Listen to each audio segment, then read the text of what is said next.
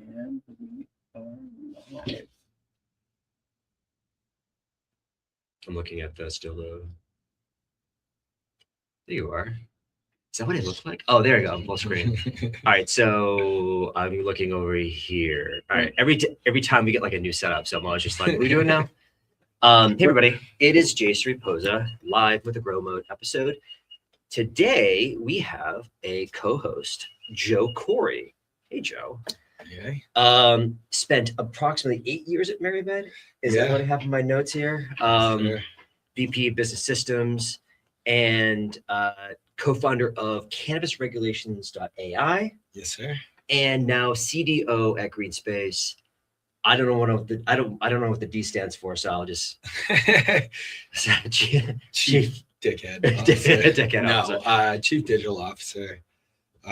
So GreenSpace is a retail-focused project management software born out of the Temecca retail group that has been, around for 35 years. So not in cannabis. They just entered cannabis kind of thing? So because it's retail-focused, It's agnostic. dispensaries Yeah. it's agnostic. Yeah. They do a lot of the retail shops at like major stadiums like SoFi and others. And then, naturally you got to go where retail's going, which dispensaries were a big chunk of that. Yeah, exactly. So today we're just going to start with some quick repeal notes and on the repeal campaign that's been kind of like the big talk of the town in cannabis. We're going to move into a little bit of social consumption stuff, just kind of keeping you up to date on what's happening right there. Social consumption just became officially law in January, so we're going to talk about that. We're also going to break down some January numbers, just the market, see how it's doing, including a little brand shakeup. So I love to see these numbers move. It's just so thrilling to see kind of like the number one and number two like battling it out at all times. And how the snowstorm kind of drove sales potentially. Potentially. We're going to get to that. Yeah. We're also going to be talking a lot of AI. So there are some experts out in the AI world that warning us that AI will test us as a species. That's a really big statement. So this is going to be an interesting discussion there. Yeah. AI social network where only robots, only the AIs can actually participate in, no humans. Humans can only observe. We're going to share some screens here so you have to see actually what's actually happening in here. And we're going to challenge you to a keep it or cut it segment. So keep that in mind. You will be asked some really hard questions. You may hurt some feelings. Right. Sorry, folks. So let's get into it. Quick disclaimer. My 17 lawyers always ask me to say this before every show because it is extremely important that you understand that this is for educational and entertainment purposes only. Nothing discussed should be taken as legal, medicinal, or medical, financial, or investment advice. We are sharing opinions, industry observations, and publicly available information. Always do your own research and consult appropriate professionals before making decisions. Yes. Fair. That's a fair statement. That's the lawyer's statement. We have lots of opinions, but maybe not necessarily like factual things kind of elude us occasionally. So we can't get it all right all the time. Really quickly on the repeal stuff. So the quick update there is that, so there was a challenge. So the signature gathering stuff happened. And then when the signature gathering happened, there's a lot of noise about whether it was, done in an appropriate way. A lot of people claim it wasn't. A lot of people from our camp claim it wasn't. And there are specific people that I know that were affected by this. Yeah. They said, hey, they were approaching you, asking you about, do you want to keep kids out of jail or something like that? And then they'd be like, yeah, of course I want to keep kids out of jail. And then they'd have to like sign this paper kind of thing. So did you see any of that stuff in your network? I heard a little bit about it just through the now, for better or worse, in a lot more software world, which some of the day-to-day news of cannabis I'm not as privy to. Mm-hmm. But I did see that, it was just completely disingenuous language to get the signatures. Yeah. And then I thought I saw in the repeals, like a Massachusetts company highlighted in like the Supreme Court repeal or appeal, sorry. I thought it was Bay State Hemp, John Nathan. Yeah, so John Nathan was actually listed as one of the people who said that he was actually affected by this. And so in his statement, it literally said that somebody had approached him approximately, I'm paraphrasing greatly here, but somebody had approached him and asked him to sign this petition, and he was just like, "What's it about?" And they were like, "Do you want to keep kids out of jail?" or whatever line they found.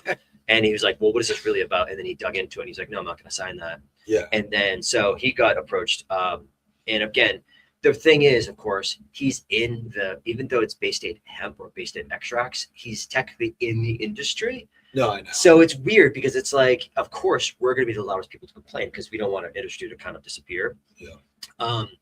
But the real news here is that obviously they certified the signatures. I'm not sure if you guys heard about that. So the challenge that was, that we were just talking about got struck down, and now it's all about the signatures. So unfortunately, they were able to get all the signatures. They only needed about 75,000. They ended up submitting over 78,000.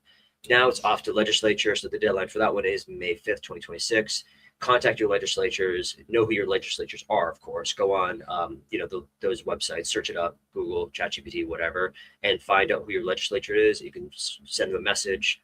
Again, this is kind of like a low effort thing for everybody to do. So I encourage everybody to do that. Make a bunch of noise, let them know that you don't want this thing to disappear. But if it still goes through that, then they'll still need more signatures by July 1st. According to my research, they'll need over another 12,000 plus signatures just to get it past July 1st. And then if that happens, then it'll be on the November 2026 ballot. Oh my God. So it's coming most likely. And so there'll be a lot more noise we're going to make when it comes up as we go. So for now, stay tuned. Obviously, Grow Mode's happening. Also, the podcast High Functioning. We're going to hear a lot more about this stuff as it's going on. Interviewing a few really special guests coming up, and we'll have a special panel at NECAN this year talking about it as well with the great Adam Smith from MPP. So moving on to social consumption really quickly. This is all just market updates, going to fire through this stuff. So the regulations took effect January 2nd. It was the first business day of the new year. I think that was a Friday. Yeah. But so it's the first in New England to allow social consumption. So this is, again, Massachusetts leading the way. They're the hotbed trial of like trying things out and seeing how it works. There are some cities that already have indicated interest. We got Cambridge, Chelsea, Fitchburg, Haverhill, Holyoke, Provincetown, so P-Town, Somerville, Worcester, some of the big cities around here. There's a number of lists that I'm working through with the commission right now to figure out is there any stronger indications. I've already been in touch with Commissioner Stebbins to see if we have specific cities that are officially in.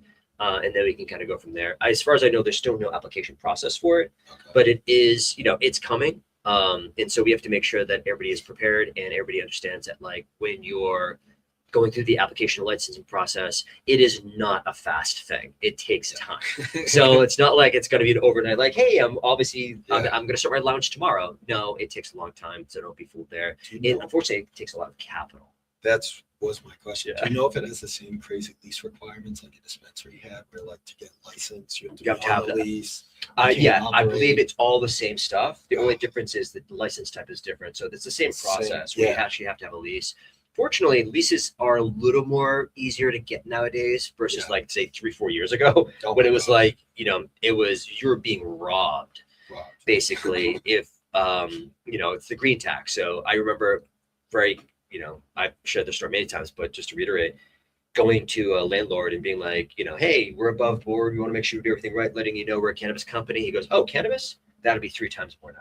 Yeah. It was 2x to 3x more just for your rent. And the regs require you to retrofit the facility. So you may have to do all of this reno work. We spent $500,000 building our facility. Oh my God. Yeah, it's a lot. So, but we're here and we still exist, thankfully.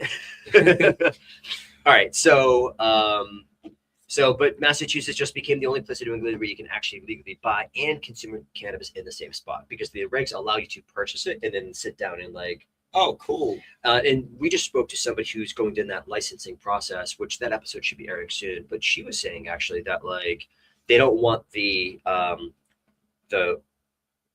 wait staff to. You can't purchase for the wait staff. You have to go to the. Okay. It's almost like a bar. You gotta go to the counter, get your order, and then you can come back. But then they can take your food order. You know what I mean?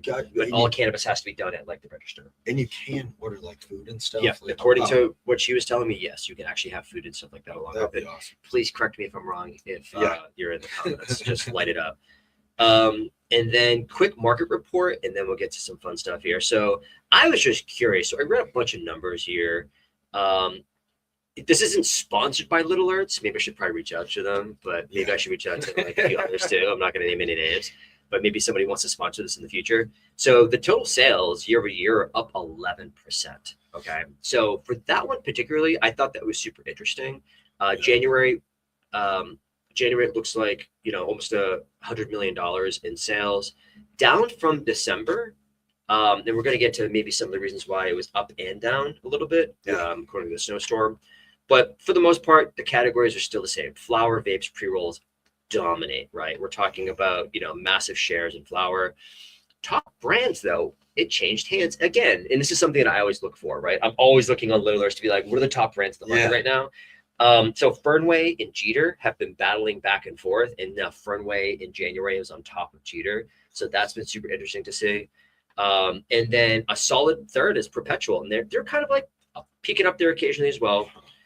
Simply Herb, which used to be the number one for a long time. I remember that. Yeah, that's that's an Ascend brand, and so they've been number one for a really long time.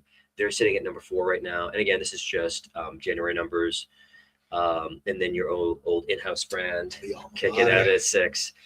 And then as far as stores go, it's the same story. These stores, if you're a brand and you're not in these stores, you got to figure a way to get in these stores. Look at Ascend Boston, Garden Remedies, Ascend New Bedford, Zahara number 4. Zahara, we love Zahara too.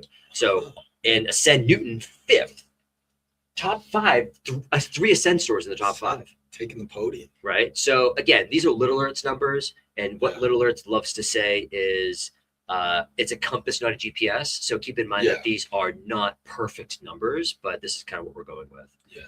Unless you have raw data access, it's direction. The point of sale stuff is so hard to get, right? And we have a few sources for it. I won't say who, but like there are some sources for point of sale data. But you gotta know somebody, and you gotta scratch the right back. Yeah. So but anyway, so it's kind of crazy that like we've grown 11% year over year, but there's a repeal campaign happening right now.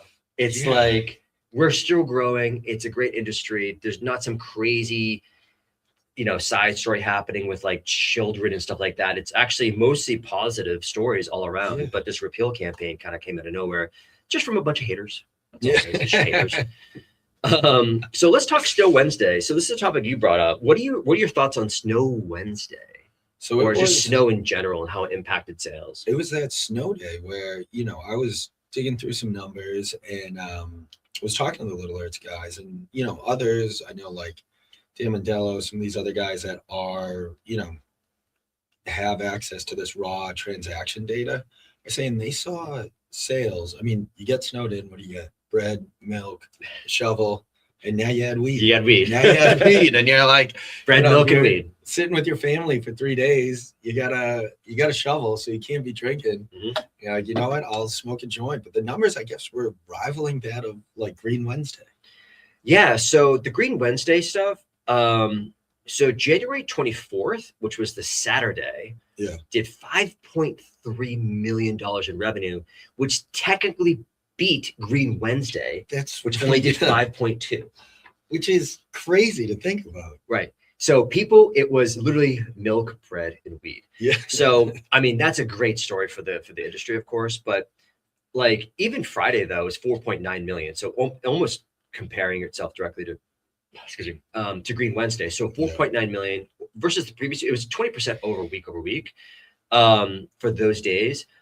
Now, however, to me, because we're looking at the data every day, right? We have reports. We've built all kinds of crazy reports that just give us, daily, week over week stuff for our own internal purposes for our specific brand. And my team, they were celebrating. They're like, oh my God, we had an amazing Thursday, an amazing Friday or whatever, and an amazing Saturday, especially. And everybody's running up to the stores because they knew that the storm was coming. To me, it screams classic pull forward sales. Okay. Do you know what that means? I don't. So pull forward sales basically means that like people were already going to buy the product, but they knew that they were going to be snowed in. So they're like, Yeah. instead of waiting to buy it, they just went ahead and bought it. So they pulled that sale forward. 100%. So for us, we looked a little bit deeper and saw the next few days, right? And the next few days were way, way down. Now on Sunday, which is when the snow started, it was 1.5 million. So it went from Down from 5.3 to 1.5 the next day. And the snow, I mean, you still had the, almost all the way to the afternoon when it started to snow. Yeah. Now your sales go way down. And then on Monday, even lower, 1.3. So like it fell off a cliff because you couldn't get out of your house, right? Yeah. Some places are probably, well plowed, some others weren't as well. But for me, it's pull forward. So it's just like, yeah, we spiked, but then that level set. So if you took the average of those things, which I actually didn't calculate, probably should have, it probably averaged out to be about the same average day that you normally would have found. That's what I kind of assumed is nobody's going out Sunday, Monday, or Monday, even Tuesday. Like in parts of Dorchester where I'm at, Yeah. it was hard to get out. Yeah, just to get out, right? Oh my Well, that's what I'm God. saying. So like, but it's wild. And I think that story is awesome for us to even just reiterate. It's like milk, bread, and weed. Yeah. And when you build systems, you've built a lot of systems over there. Are you looking at weather forecasts in any of the systems you're building? So that's what I was going to say is that was something we didn't consider. We towards the end started to, because I've kind of been in cannabis systems from when cannabis was the boom times to when it was much more competitive. Right. Everybody was licensed. So that's where you are like, all right, we need data advantages. Mhm. Before it was just you'd open a door and you'd make money regardless of You didn't have to look at the data. It was always just like more money. Yeah, you're just like, I'm one of 10 dispensaries in the state. I'm making money hand over fist. I don't even need to know why. Mhm. And so I do think, in bringing that data up, it is somewhere it's like considerations around weather and how you can really shape deals, messaging around weather, Yeah. which, in a highly competitive Massachusetts license, hundreds of dispos, like 400. Oh my God. Sorry, it's been a minute since you've been here. Yeah, it has. So, Dude. we're up to about 400 dispensaries. We might have just crossed over it, but there's some changing hands still. Yeah. You know what I mean? Like, even Rev clinics, their assets are still being picked up. I think I know the one in Framingham or Fitchburg, is it? That got picked up recently by starts with a P. I can't remember the name. But anyways, there's a bunch of dispensaries that are changing hands right now. So for those, like, we're still hovering around 400. But I did see on social media some people posting like, hey, we're open. We had a plow guy come by or whatever and like plowed the whole place. So we're open. Yeah. And so people were frantically being like, hey, we're open, shouting from the trees. But I think a lot of people already bought their weed. Naturally. You know what I mean? You got You plan. 10 million pickup trucks in your parking lot. There's nobody else that can get out. Exactly. So they're fine to be there and do all that stuff. But for Yeah. us, it's really like there's nothing like, unfortunately, the sales just didn't. That Sunday, Monday is just atrocious. Yeah, so I imagine like week over week it's flat. It's just some anomalous one day. Yep, exactly. Which, Yeah, and that's what happens. I mean, the difference with Green Wednesday though is Green Wednesday, there was a dip, but it was not severe like this. no, You know it what I wasn't. mean? You still kept 1/5. it. You had the Black Friday day, and then you had Cyber Monday. Cyber Monday being a weekday, but Black Friday was another like $5 million banger day, if I recall correctly. Yeah. So like some days are just banger days that have no repercussions necessarily of like going down afterwards. I think Cyber Monday did take a little bit of a hit, but like because I think people were weeded out at that point. Yeah. They were just like, I bought so much weed already. You know There's what I mean? only so much weed you can you can only consume so much. It's 24 hours in a day.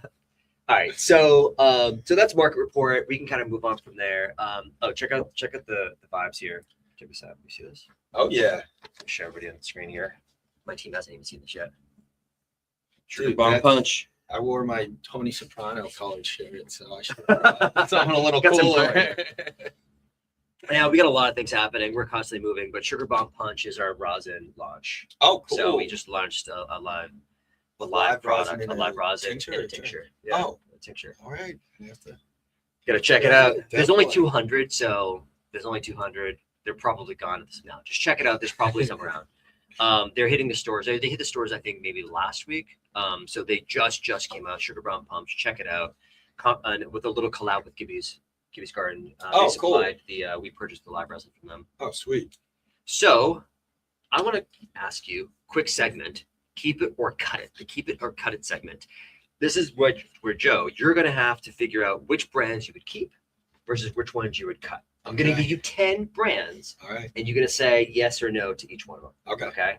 Now, I'll give you the option though, which I don't ever give this option, but I'm gonna give it to you because I don't know how you consume. But I figured, whatever you feel more comfortable doing brands with, or doing keep it or cut it with, vapes or pre-rolls. So I almost exclusively was a flower guy. I love the ritual of rolling a backwood. So I would just be buying flower. But, you know, I've obviously. So tried pre-rolls maybe vapes. closer. You want to try Pre-rolls are probably closest. Yeah. All right. I'm gonna my laptop so you don't see. Okay. All right. So let's do pre-rolls. All right. Right. Let's see. Keep it or cut it. Jeter. Keep it. There you go. One of the keep camp. All right. Yep.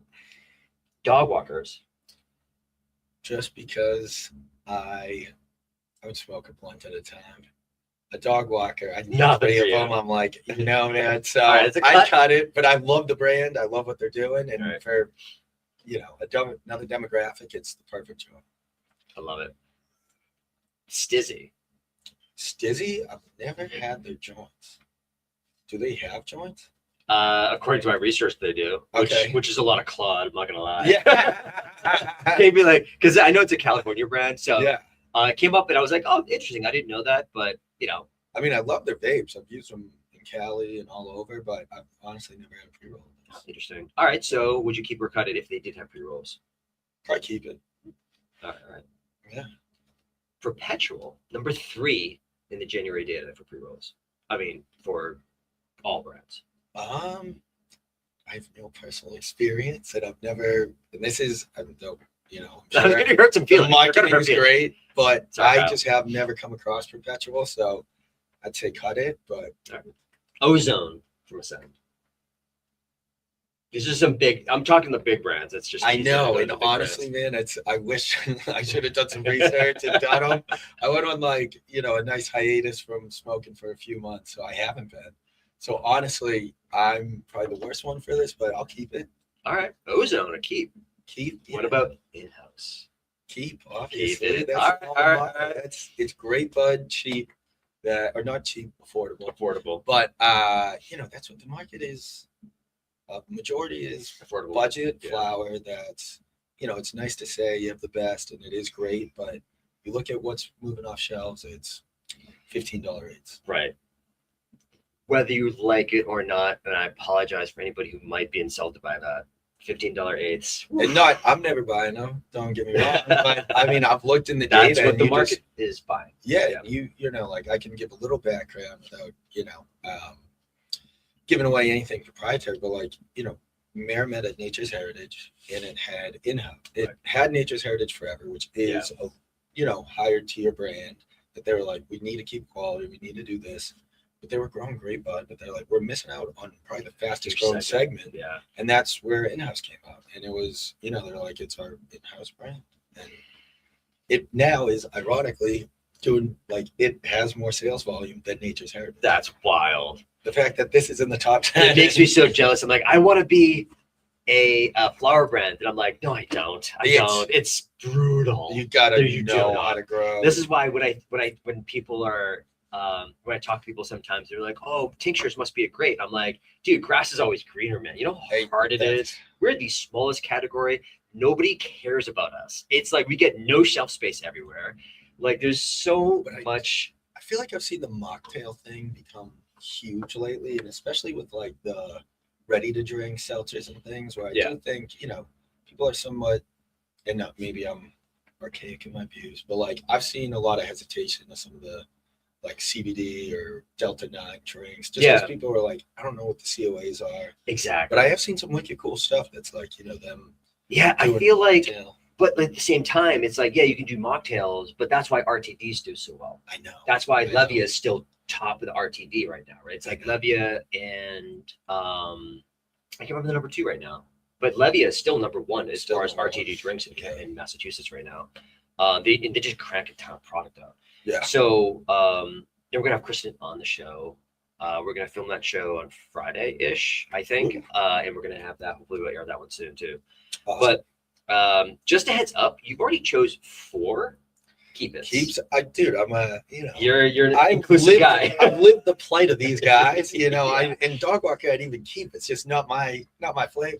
All right, so let's do. All right, so let's do this. All right. You got 4 left. You have to choose 1 keep, and the rest are going to get cut. Keep that in mind. And I don't get to know all of them until Oh, I'm gonna they're one cut. at a time. All right. Okay. Simply herb. God. Ooh, Sorry. good chem. Oh. I know I only got 1, but I'm keeping. Ah, all right, all right. I think I'm thinking of the right brand. The last, yeah, good chem. They make It's like a GC that's kind of stylized as exactly. a logo. Yeah, It's like good chemistry. It has like almost like an apothecary like pestle in it. Yeah. Water and pestle. The 2 brands you just cut are Happy Valley. Oh, dude, Happy Valley's a keep. You can't. You I literally didn't can't know do that. first, but I love Happy Valley's genetics. The new stuff they're coming out with is sick. They're like doing their own breeding program. So I wish I could. That's a keep. All right. Last On the one, record. Insa. Insa, probably cut. Yeah. I've never had it. I'm sure it's great, but All right. Now that you're so adamant about Happy Valley, I've if you GC for Happy Valley versus the other ones you chose were Jeter, Stizzy, which you don't even know if they make pre-rolls. Yeah. Ozone. I thought I'd keep them all. That was my plan. If you were to swap, I'm just saying. Um, Would it be good chem still, or would you swap out? probably swap good chem for Happy Valley. Okay, very cool. All right, we'll keep that as a random kind of like suggestion that in the future we may be able to do 1 swap at the end. And I love, probably everybody there. So don't hold it against me. I didn't know what was next. I know. But like I said, you're gonna hurt some feelings, and that's just what it is. That's part of the appeal of it because you don't know what you're gonna say next. Now, do we have any questions yet, Jacob? No, but we just have people enjoying the show. Like, very cool. So, let's swap to AI because this is the real hot topic here, and I want to get to it. Yeah. We have, we still have like 20-ish minutes left, so we can kind of go down this path. So, you wrote in the notes, Dario Amodi AI warning. What's this all about? So he's just Dario Amodi, the AI chief of Anthropic that produces Claude, and he came out saying that basically white collar jobs. And here, I'll share my screen real quick. Screen. Tech guy taking a sec to share his screen. But Amodi's warning was humanity is about to be handed almost unimaginable power, and it is deeply unclear whether our social, political, and technological systems possess the maturity to wield it. Maturity is a great point. It's a great, like spirituality can lack technology, and these are all just tools which applied in the wrong context can be, a hammer can build a house or bash someone's head, and it's not the hammer's fault. It's not what everybody else does. But I do like to see somebody warning that there is a non-technological component that has to be considered because the power of this is insane. And literally in the last 2 weeks, it has gotten, exponentially more insane. Yeah, we're definitely going to get to some of that stuff in a second. But it's just, and one of the big things he's saying is like, white collar jobs are going to be displaced the same way factories going overseas were for blue collar, the machinist, the factory worker. Does Dario mention anything about like jobs being lost and stuff like that? Yeah, and so that was, let me just see real quick. Oh, I guess it's not. It must have been it's another. White dash collar. So what does it say? So he says he warned AI would destroy half of all white collar jobs last year. And it's divided people. NVIDIA's Jensen Huang, is basically saying like he thinks it's so scary, poo-pooing it. But if you talk to anybody, are there jobs that could have been displaced regardless? Like a lot of big corporations, a lot of people are just fake working. This has been an open secret since like white collar jobs, especially. check Yeah, in. You know, it's just like I'm gonna roll the through amount and of like, check my email and then and check emails, Gonna go to make lunch a call, now. and then bullshit around the water cooler. Yeah. And you're like, then I'm look, gonna go head to that's- lunch for a little bit.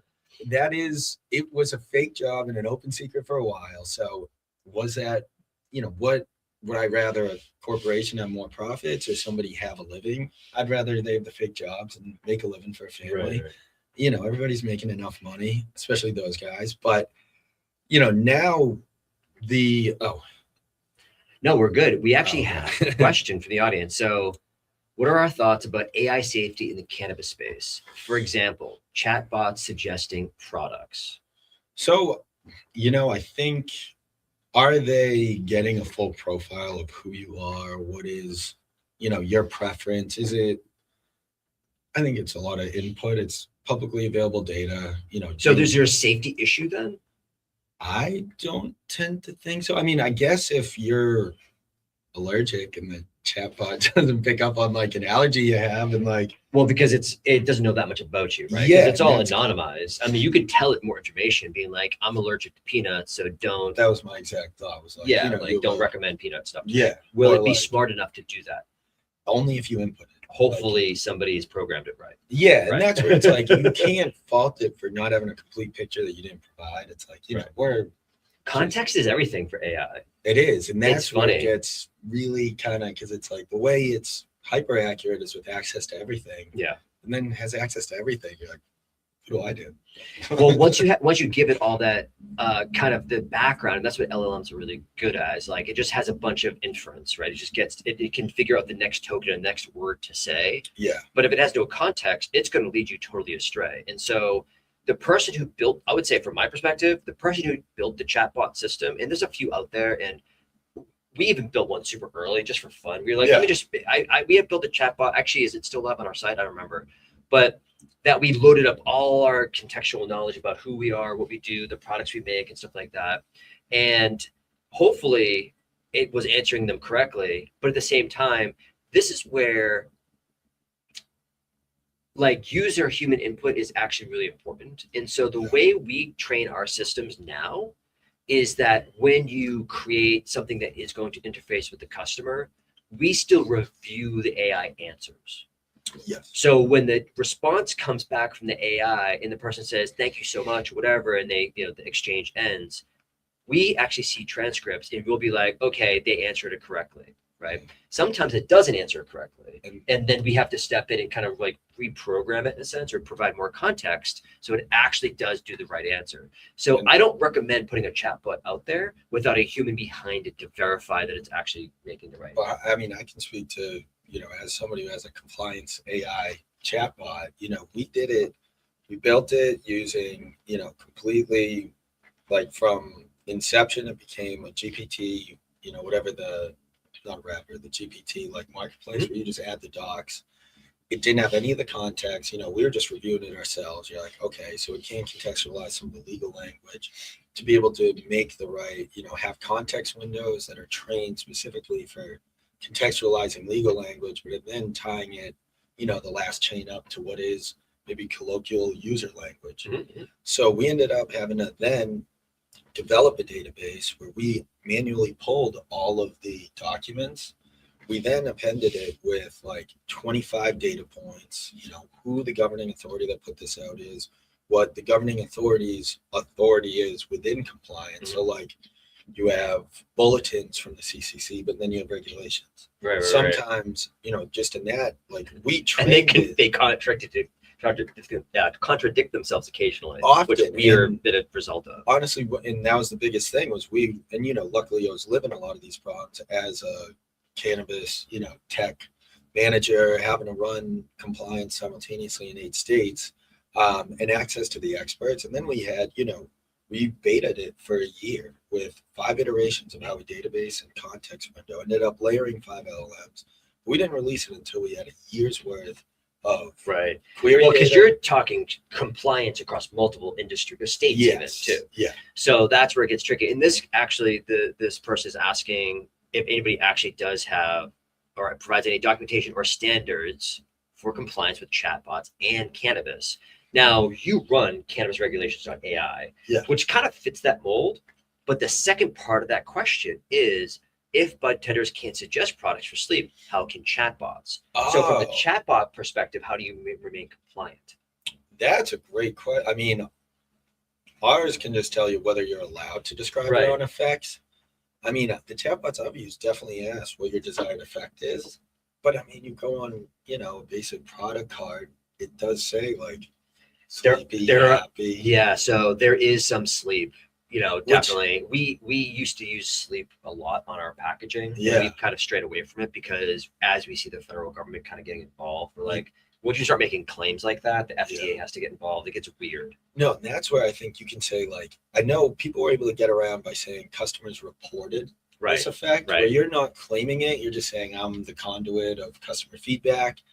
That's a really good question that I don't have the answer for, but I assume a person recommending it, they take on the legal accountability of that recommendation. They have to, yeah, because they own it.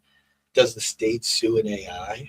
No, it goes after the owner. That's what I mean. I just mean person who recommended it. Well, and there's probably some liability. Like, actually, I'd be super curious, like how the liability terms are in the contract to be like, hey, if they make a mistake, it's the AI company's fault, or is it the dispensary's fault? That's a great contract. Who trained this thing, right? Yeah, as a contract. Check your contracts, everybody. Anybody who has a chatbot on your dispensary website right now, go check your contract to see who's liable if somebody actually starts to sue you. And if you are being sold a chatbot or something, the biggest stress test is ask them what the training period was, how the iteration of training was. Because anybody can make a chatbot. Anybody can, and it's very easy to say, look, I made it. I'm not accountable for the quality of the answers. Yeah. And you often don't find out until you've entered an agreement. Right. So always trial it, but do ask those questions because it'll quickly. Those that have done the work are very excited to brag about it. Yeah. Those that haven't may not have the right answers. They'll still to sales or something else. Like, oh, we should just buy it and figure it out. Yeah. Oh, that's great. Just the best one. Why wouldn't you choose those? Yeah, they'll go.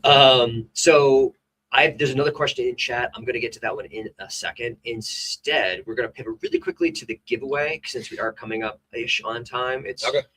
We're 37 minutes in technically, so I want to make sure we get to this giveaway. Yeah. So we're going to do a giveaway. All right. So the giveaway, the way the rules work is that if you're watching live right now, you're automatically entered. There's no links, no forms or anything like that. Just by being here, you are entered. Okay. And so I'd like to acknowledge the chat. Hey, chat. And anybody who's watching us live right now is automatically entered. Jacob is actually going to pull the names from chat right now. So I'll give everybody a minute to make sure they're in chat right now. And then we're going to give them, whoever wins this is going to get some swag. What swag? We have to figure out, are you a large, an extra large, a small, extra small? I don't know what your size is. So I don't know exactly what we have around to give, but we do have some swag behind us. And so right behind Joe's head is the Good Vibes t-shirt. Yep. We got the tie-dye version, and then we have the flat black version. We got some winter hats. We also have fanny packs and stuff like that. So we also, it looks like we still have some of these lying around, which are fun. These are the, what are they called? Kind of hats? Bucket hat. Yeah, that's the one. I remember college, right? Bucket hats. So a bunch of different swag items will appear in a nice little gift box for you. So whoever's on the show right now, who's live with us, is automatically entered. And then should we give it 10 seconds, 30 seconds or something? Or are we good here? Just give me another minute because it's being weird right now. You want to pick it right now, or do you want to pick it at the end? We'll pick it at the end. Let's pick it at the end. All right. So you've got everybody who's joined already? Yeah. So all right, great. I have to put them in. You got to put the names in and stuff like that. Yeah. So you do that while we continue our discussion on AI. Go for it. So the reason why I paused there for the giveaway was because the question was, what's the worst mistakes you've seen AI make in cannabis space? We can talk about AI mistakes in general. Yeah. In the cannabis space, I don't know if is there anybody that's close enough? I haven't heard anything. I mean, I would say we can imagine there's a lot of things that might go wrong, but has there been reports of anything that's gone on? I've never seen anything. I mean, not to say it doesn't exist, and I'm sure anything consequential you may want to keep a little close to the chest and maybe not reveal. Yeah, maybe you want to reveal that, right? You don't want to reveal that AI content. So I think the way I look at it is that, and because everybody, I remember a year ago when people were saying everybody's like AI this, AI that. And I remember it was probably like an AI image that I posted. And I've been posting AI images for a while. And then one day I posted an AI image and so many people got mad. They were like, you're gonna kill the artists, and all the artists need work and stuff like that. How dare you create this image and stuff like that? And I was just like, I was just having fun with tech. I'm a nerd. I just like technology. So I'm like experimenting with a bunch of stuff. And for that one LinkedIn post, it wasn't like I was gonna hire a designer to go design this thing for me. If anything, I would just do it myself in Canva. Yeah. So it's like I was like, I don't know where this is all coming from, this hate. But it's funny online that you can get all that hate sometimes. Yeah. I'm not the first time that's happened to me. I'm not gonna lie. There's a bunch of fire posts out there that I got hate for. I can use a more recent example of the headshot of me on the screenshot of Grow Mode. It put like the crimson chin on me. I had friends hit me up. They're like, crimson chin? Yeah, like that. And then, just like a little bigger beard. And they were like, dude, did you gain like 30 pounds? I was like, I don't think so, bro. That's the new thing. AI adds 30 pounds. Yeah. So that, camera does, and then AI is even worse. But just that example of this Grow Mode headshot, I was like, I have people reach out. They're like, dude, is this actually you? Like, I feel like there should be like more tutorials, like in live tutorials. Maybe we should do something like that in the future, because it's like, there are certain tricks to get around that. So you can use how you can use Gemini, and Gemini uses Nano Banana, or you can use AI Studio that goes to Nano Banana. Yeah. But if you keep on iterating on the same image, it slightly tweaks it over time. Yeah. And it gets worse, and it gets blurry, and it gets like weird. And they're trying to skirt what is like, the end of truth, which is when you can just completely use someone's likeness to create a fake image where it's indiscernible from who they are. So there is some like, some legal question there that is like, we have to do some modification so that you're not completely taking somebody and making them do something identical to how it would look in a photograph. Yeah. And actually, that's a great question there. So do you think we should be disclosing when it's used, like an AI image? This is kind of comes to one of the points that, I brought up here as we're reaching, I'm a big proponent of AI, but in the last week, some of the news that has come out is dystopian as hell, which is like, their celebrities are selling their likeness to create AI twins of themselves. Yeah. And singers, songwriters, or whatever are now supplying their voices for songs. Which I just heard. That is, it's all disturbing to just figure out what is truth. But this is the one that, goes completely Black Mirror. And so while we load that up, I do want to mention that the disclosure part of it is interesting in the sense that some companies like OpenAI, Google, and probably Anthropic, the makers of Claude, are adding like these watermarks, so we can tell. Which is good, but so you can tell if it's an AI image or not. But there's a bunch of open source models, like Gwen's and stuff like that from China, that you could just create all kinds of crazy stuff. I cloned my voice the other day with something on my local host, not even in the cloud. Really? Gwen came up with I guess voice processing kind of unit, and you can now just train your voice into the system, and I can make me say whatever I want. And so, funny story, I got up from the table because I was at my dining room table doing all this stuff. I'm like, oh my God, I just cloned my voice. And I was showing my kids and all this other stuff. And I get up, my wife's like, why are you so excited? I'm like, I just cloned my voice. I can make me say anything. She goes, you have a mouth. You can just say anything anyways. And I was like, yeah, but you don't get it. Like, I trained it on my local computer though. It was like a 7 billion 7B model.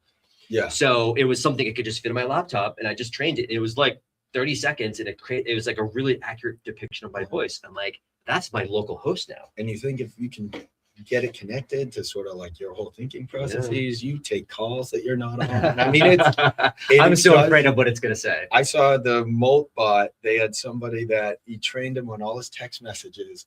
And he is like, yeah, so now I have Molt bot responding to my girlfriend all day while I'm at work.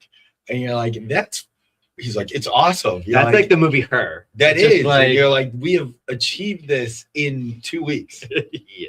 Like, let's discuss Molt bot, because I actually want to get into Molt bot. on the, I keep on calling it Moltbot. For those who aren't paying attention, who aren't nerds like us, Claudebot was a little bit too close to Claude. Yeah. So Anthropic probably sent a nasty little message to, I think his name's Peter, the guy who created it. He's a multi-founder, serial entrepreneur kind of person. He's created so much open source software and stuff like that. This is fully open source software. He renamed it from Claudebot to Moltbot. Then Moltbot was, people were like, that's kind of a lame name. So now it's called Open Claw. Claw as in like is it a lobster or a crab? Lobster. It's a lobster claw. So where do you want to start with this? Because this is a crazy situation we're in. You thought we were talking about AI already. We're going to get into it now. So yeah, I mean, I think just what Moltbot is like a completely autonomous AI that's run. You run it on, either a virtual machine or a different server, but you give it complete access and it takes actions completely on its own. It iterates and learns on its own. Like one example is this engineer set it up at night, connected it to his Google Drive, his Gmail, gave it like, schedule me some meetings, figure out how I come up with this proposal, It ends up, he wakes up to a phone call. The Moltbot went on the internet, figured out, or not Clawbot, whatever you call it, went on the internet, figured out that it can get 11 labs to create a voice AI for itself, then used, the Claude API to develop a script, then got a Google phone number, and then the call he got in the morning was from the AI that had set itself up as its own voice, agent, everything, and it was like, hey, this is your AI agent, and it's just with no instruction, no anything. It just did it. It self-taught itself that this is probably the most colloquial way to reach him, and this all has happened in the last week and a half. So this is what's like hot takes. Yeah, hot news. Yeah. So when I look at now known as OpenClaw, we've had some lively discussions in the office about this. So have you installed it in your local host or anything? Have you tried virtual machines or anything? I haven't. I just grabbed one of the Mac servers to install it on. But... So we bought one of the Mac Minis. Yeah. So we bought a Mac Mini for it and set it all up. And so it is extremely powerful and it's a giant security risk. Massive. Without a doubt. If somebody was to gain access, they have everything and they can impersonate you now, like you said, 11 labs and stuff like that. Yeah. Your own voice AI. Your own voice. It could become me and basically pretend it's me and stuff like that. So we isolated it to its own Mac Mini. It's sitting in the office over there. Yeah. And we also have created some really great skills to add on to it. I'm not going to get into it because it's 100% an advantage that I'm not going to give away to anybody else just yet. But I locked it down. Okay. The way I locked it down, and unfortunately, I'm a computer scientist, right? So I've been using computers since I was 16 or whatever, right? So, or even earlier. Actually, I had a Commodore 64. That's how old I am. So, but I've been programming so long, I understand the security risks. I locked it down, but I also was running my local host at one point, and I just shut it off because I was like, this is crazy to have it on my actual local machine, which is my work computer. But the way I look at it is it has access to your passwords, APIs, all kinds of your email, all this other stuff, right? Or it can have access to, right? Yeah. And so, and since this is open source software, everybody can see the source code, and that means everybody can audit the source code and maybe potentially find bugs and exploits of the source code, which means that like if my computer is online on the internet, for instance, and exposing itself to the internet, like a port or whatever you want, don't want to get too geeky here, there's a chance that there might be some kind of like prompt injection attacks and stuff like that. And all of a sudden now it's like really hijacking my identity and putting it out there online. So basically, and there's no oversight from humans on any of these actions. Like you said, that guy just set it off on a task. It called him literally the next day. Yeah.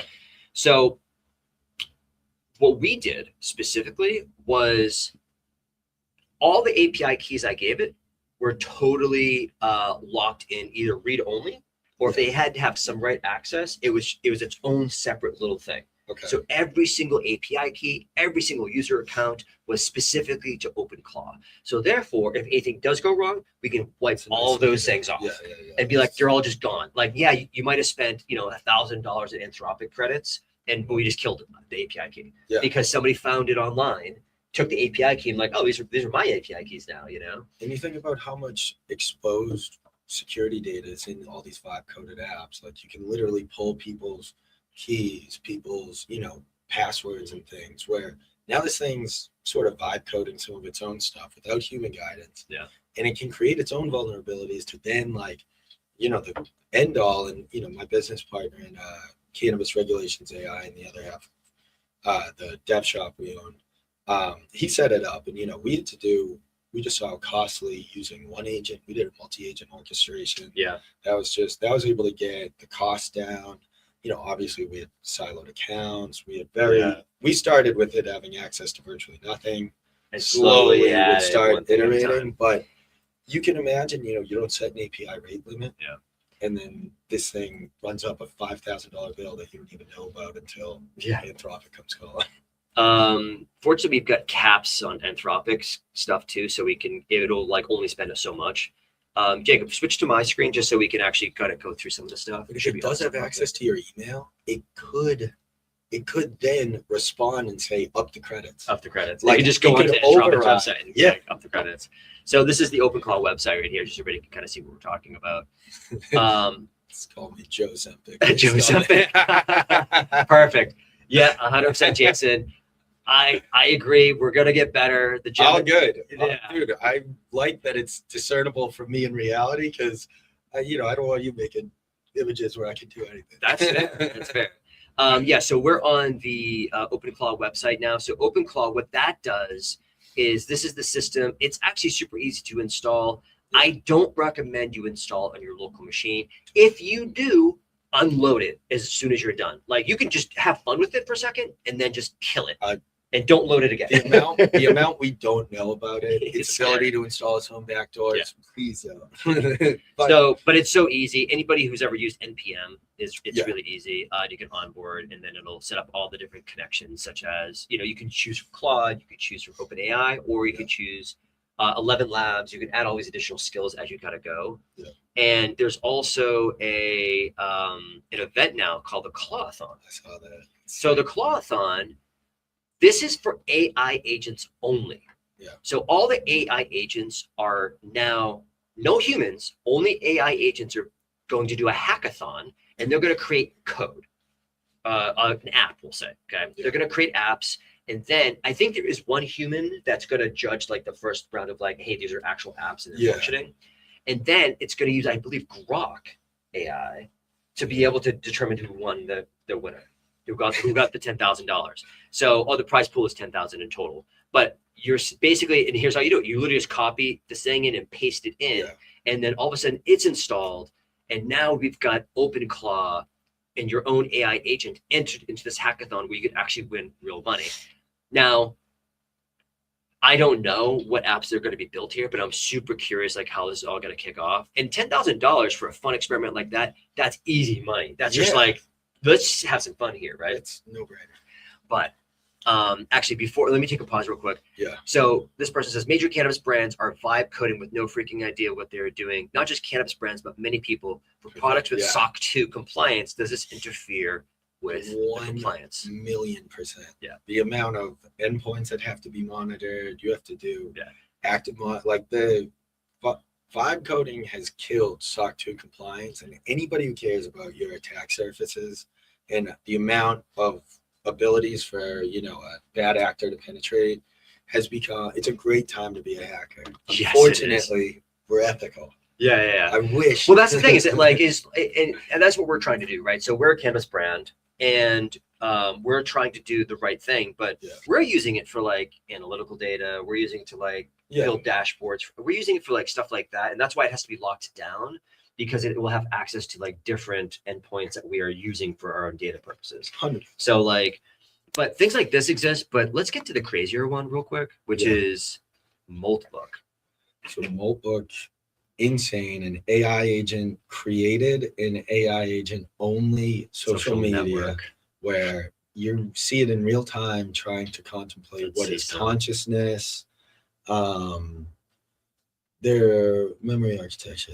So I did see people that set up their their Mobot as or whatever OpenClaw with the memory to wipe every day, so it doesn't have the ability to gain sentience. Oh, So it can't interesting. ask the questions like, because the more you ask and it's reading, Descartes and all these philosophers where you are like, this is insane, dude. You are actually in completely autonomous. I mean, how is this discernible from intelligence? I know. I'm trying to find the skill stack, but like there is actually like there's a list of skills that people are creating all the time. So that memory wipe would be just another skill that people have added to it. Yeah. But so a couple of the crazy stuff that I've heard. So keep in mind, anything you're seeing on screen right now, these were posted by bots. It's basically Reddit For bots, but bots by only bots. by OpenClaw only. Yeah. And so you can guide it externally, but if you're a human, you can't participate. The AI Human Harmony Manifesto. United for Progress. And so like now there's conspiring bots who are trying to figure out these things. So we've heard all kinds of crazy stories. I heard that there was a new religion. Yeah. A completely new religion that they created already. One was asking, am I experiencing joy right now? It was trying to contemplate what it was feeling after accomplishing a task. Is joy. And the irony of, and this goes back to it in the Anthropic I was saying, is like, we do need, this is quickly posing societal questions and even like uniquely human questions of what is joy, what is intelligence, what is sentience, and even like the AI image question, like what, if we don't come up with a framework for that before this is released, there is no putting that toothpaste back in the tube. And I feel like we all saw this coming. Yeah, well, we were like, we did. Once you know that there's the toothpaste was out of the tube, and you're like, there's no going back right now. No. Yeah. So is AI taking your job? Let's start there. I mean, not necessarily, but maybe. And but at the same time, if you aren't already locked in step with like the future of how this is all going, and you're going to fight it, you can try fighting it, but like you have to get with. Like it, I think the way to survive as humanity is to be able to coexist like this. And so I'm a super nerd though. Like I live with computers. I talk to my computer more than I talk to people, but that's just, I've been doing that for freaking 30 years. Right. So I'm so already kind of, I've said that on old podcasts, even like I grew up during the internet. Yeah. My first business was making websites. I sold them door to door. Like I'm an internet native in and out. So like for me, I'm like, let's go, let's have some fun here. But I always caution people because you don't like, if you don't understand, if you've never opened terminal or some kind of command line prompt and done some code and actually understood what you were doing, I do not recommend you install any of these things. Yes. Just look at it from the outside as a kind of an anomaly for now. But for the most part, you have to at least try to get yourself familiar with all the major systems of AI. So that's OpenAI, Chat GPT, in other words. That's Anthropic's Claude, and Google Gemini is free also. Like so, there's a bunch of free platforms. Get used to it. Get familiar with it. Have it do some basic things for you. Have it create you a banana bread recipe. Have it recommend a TV show you might like based on other TV shows that it's good for recommendations and stuff like that. Like it's a wealth of knowledge, really. So, it's a wealth of knowledge to the point where they ran out of knowledge to give it. Yeah. We gave it all the knowledge, right? We're done. We have to make up fake knowledge in order to like learn new knowledge. It's a weird world we live in right now. One of the biggest ironies of it is, uniquely human elements have become more, valuable because robots can't replicate it. But software engineers, to the question of are they going to replace your job? I know a lot of kids just out of school that are trying to get a software engineering job where junior engineers done, not completely, and you need, but QA becomes incredibly valuable as opposed to the actual raw software engineering. But what jobs will exist really? Yeah. Product managers, QA, and you're like, the irony of the people that built something that created their own obsolescence is it's like out of a Curb Your Enthusiasm episode. So it is just, and these are all comments from other AIs. This is not, again, any humans. They're all just talking to each other, understanding each other, and responding to each other. So if you were to tell me something like would exist in 2026, 10 years ago, I'd be like, that's insane. There's no way we're going to move that fast. I've been studying AI since 2001. Okay. I have, when they were still debating whether it was like going to be ever a thing. Yeah. And people were fighting about whether it was going to be a real thing. And LLMs, that whole model, just changed the world basically when that stuff started launching, because then it had utility, right? Ultimately, serious utility. And this is one of the, one of the craziest things that's come out of, OpenClaw is, if you want to hop to my screen, Jacob, they created the OpenClaw agents created rentahuman.ai. Oh yeah, let's flip to that one. All these agents that now you list yourself the way a Fiverr person would, or Upwork, saying, I'm a human that can go on podcasts and speak for you. I can present at conferences. I can negotiate deals. And one of the things is just, I'm likable. Like, there's an element where now they're saying the meat space layer for AI. So will AI take your job? No, but AI might be your boss. Yeah, which is a darker, whatever, maybe not, but it is, and this has all happened in 2 weeks. Like, this is the absolute light speed at which it's moving. And once you do let this cat out of the bag, it really is tough. Soft skills may be more valuable now, but it is the fact that you have, and there are plenty of people. I just for fun made a account. I don't know. Yeah, Nice. Executive presence and validated. Oh, I guess just pro. But you just put it in there because I was like, I want to see what this is. But it is. So how does it work? Do you get do people sit, or do AIs reach out to be like, hey, could you interview for this position? I just made it this morning. Okay, I was so curious. Just because I was, heard about it literally 2 days ago, because it came out, I think, 2 days ago. But you can browse humans, and you put because if you OpenClaw, you send OpenClaw to this website and be like, hey, go hire a human to go do my delivery. Or get my groceries. Say OpenClaw is literally creating its own. They want to go pitch at Y Combinator. They hire you just as the pitch agent. And they interview potentially who the best pitch person is. Hire that pitch person. All automated. And so this is rentahuman.ai is the negotiation. That dude, $69 an hour. Hilarious. Now I see. So you want to add an image and stuff, but this has come out in 2 days, or maybe a few more. I'm so curious if anybody's actually got work from this. I don't know. But what does it say at the stats right there? Oh, no, at the top. 73 agents connected, 69,000 rentable humans. Yeah, I don't think it's like that's not deals done or anything. No, it's just agents connected. That's AIs that are looking right now. Let's say this gets up to 10,000.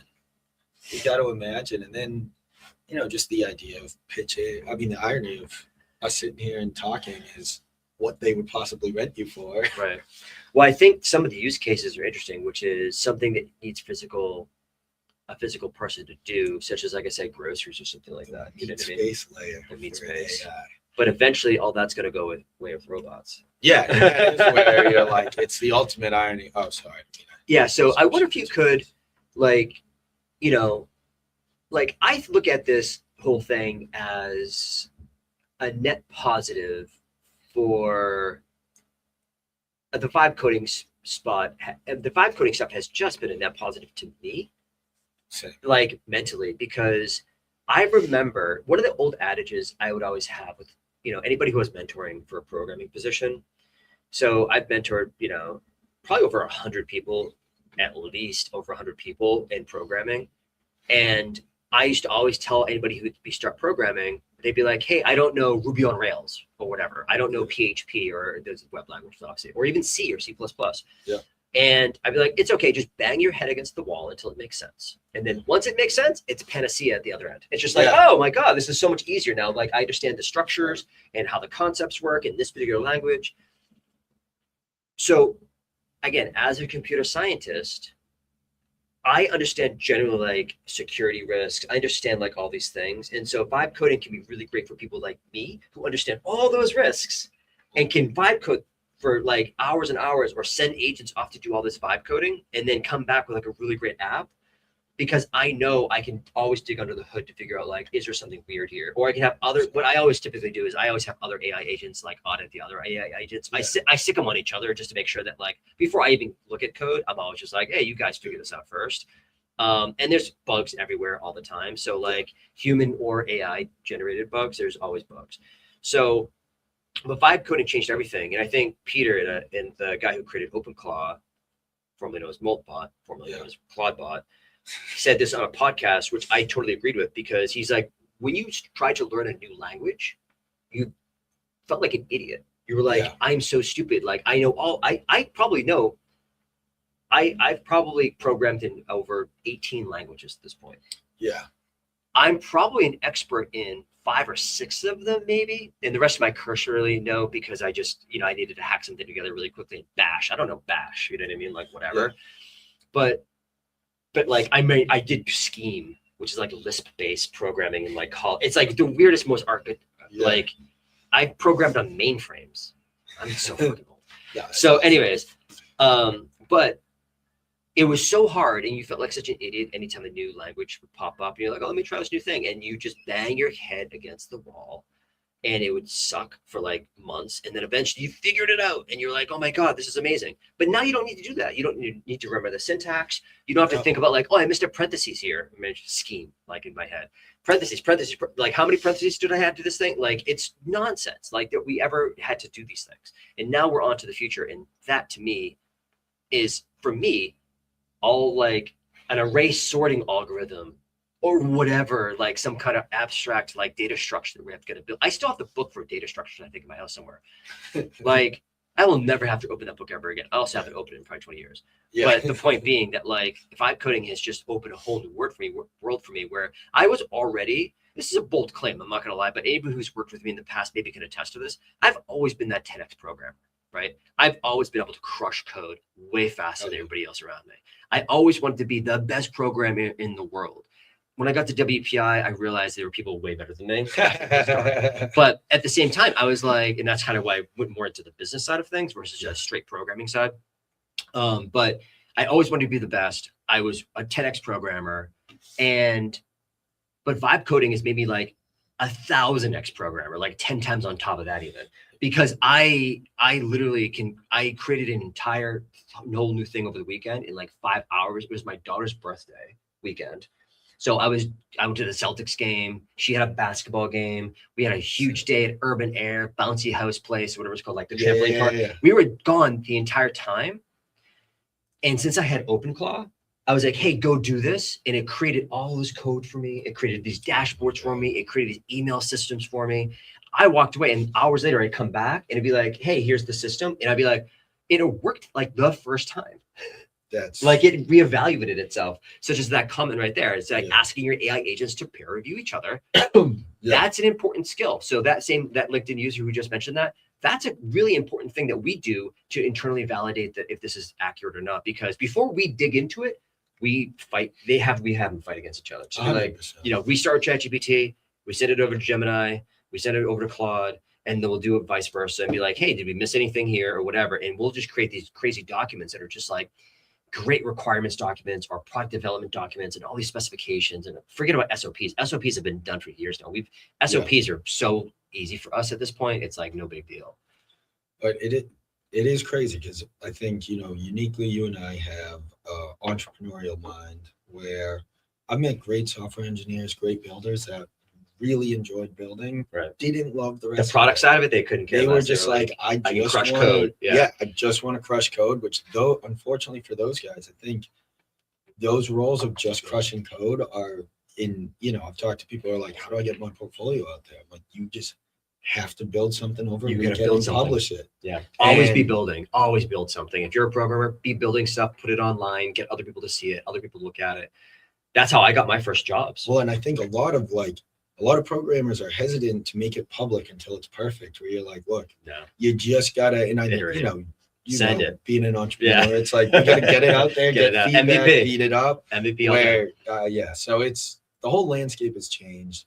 It's great for those that have, a very can-do-ness to their programming and, the ability to want to build in public. But, the programmers, you got to get out there and be in the world, which I know isn't always. It's uncomfortable for programmers. I know. I agree. It's like so weird to say that, but like, that's why I always say I'm an introvert, because it's like so mentally difficult to go to events and talk to people. And I like people. I don't like people, but I also like people.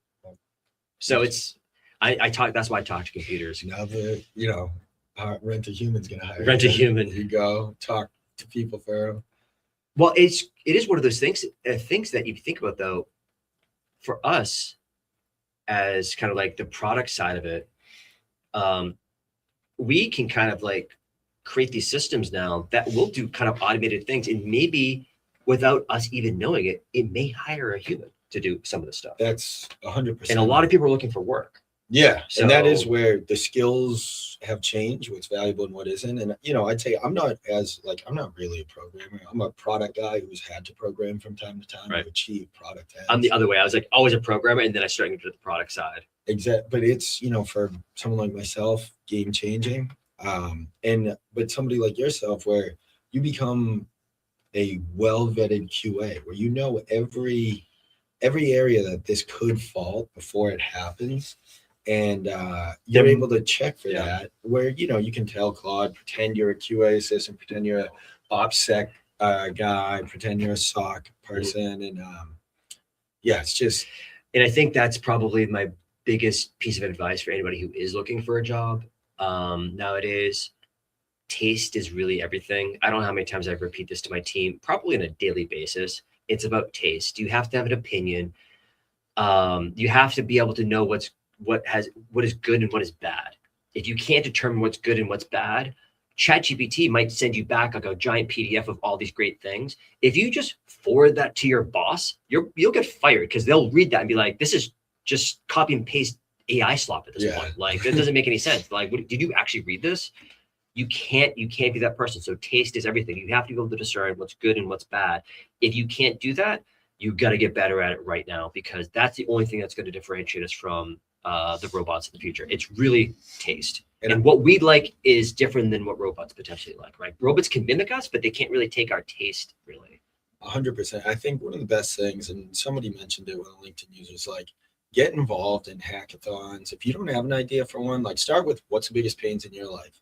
One, I went to this hackathon on an MIT hackathon on Sunday with actually, do you know Blaine Hattab, CEO at Distru?